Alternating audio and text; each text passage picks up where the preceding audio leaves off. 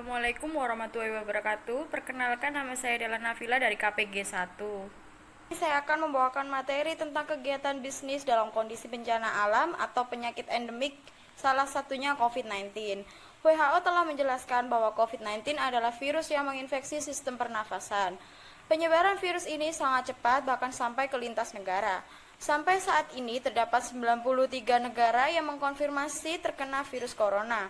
Penyebaran virus ini membawa dampak negatif maupun positif bagi sisi perdagangan, investasi, maupun pariwisata.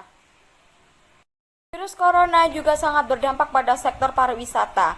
Data Badan Pusat Statistik atau BPS menunjukkan bahwa 9 bulan pertama jumlah kunjungan wisatawan asal Tiongkok menurun sebesar 4,5% atau 1,61 juta kunjungan dibandingkan dengan periode yang sama pada tahun lalu. Pada September 2019 tercatat ada sebanyak 173.000 wisatawan Tiongkok yang berkunjung ke Indonesia. Angka ini turun sebesar 10,5% jika dibandingkan dengan jumlah kunjungan Agustus 2019. Angka ini juga turun sebesar 12,45% jika dibandingkan pada September 2018.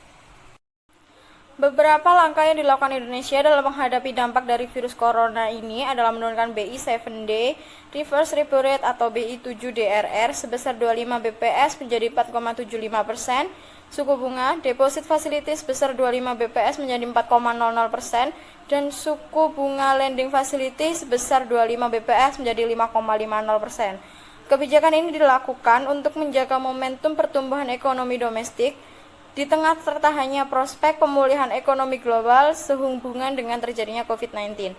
Bank Indonesia akan mencermati perkembangan ekonomi global dan domestik untuk menjaga agar inflasi dan stabilitas eksternal tetap terkendali, serta memperkuat momentum pertumbuhan ekonomi. Namun COVID-19 juga memberikan dampak positif bagi perekonomian Indonesia. Salah satunya yaitu terbukanya peluang pasar ekspor baru selain Cina.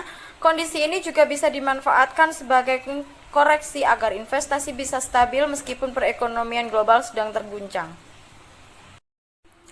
Dampak yang disebabkan oleh virus corona bukan hanya di Indonesia saja, melainkan di beberapa negara di belahan dunia.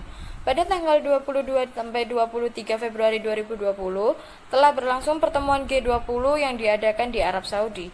Munculnya berbagai tekanan global, salah satunya adalah COVID-19, mendorong negara-negara G20 untuk meningkatkan kerjasama dengan mempererat kerjasama internasional.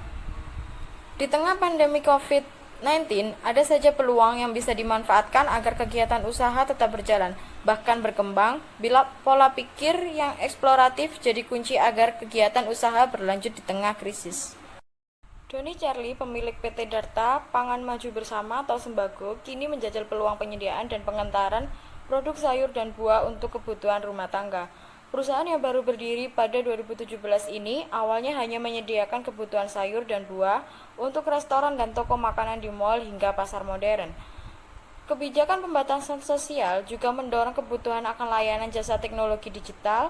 Contoh layanan kini mendapatkan penanggungan, adalah penyedia aplikasi konferensi video seperti Hangout Meet milik Google hingga Zoom Cloud Meetings milik Microsoft. Kenaikan jumlah unduhan Zoom mencapai lebih dari 20 kali lipat dari rata-rata mingguan di triwulan 4 di Inggris, 22 kali lebih banyak di Prancis, 17 kali lebih banyak di Jerman, dan 27 kali lebih banyak di Spanyol, bahkan lebih besar 55 kali lebih banyak di Italia. Pada saat yang sama, di bulan Maret, Hangouts mengalami kenaikan angka unduhan yang kuat di AS, rata-rata 24 kali lipat, Spanyol sampai 64 kali lipat, dan Italia sampai 140 kali lipat. Di Indonesia, perusahaan seperti Susi Air juga berkembang setelah berpartisipasi dalam perbaikan Aceh pasca bencana tsunami 2004. Layanan penerbangan yang awalnya ditujukan untuk mengangkut hasil perikanan lantas berubah menjadi layanan penerbangan, penumpang, dan logistik terjadwal.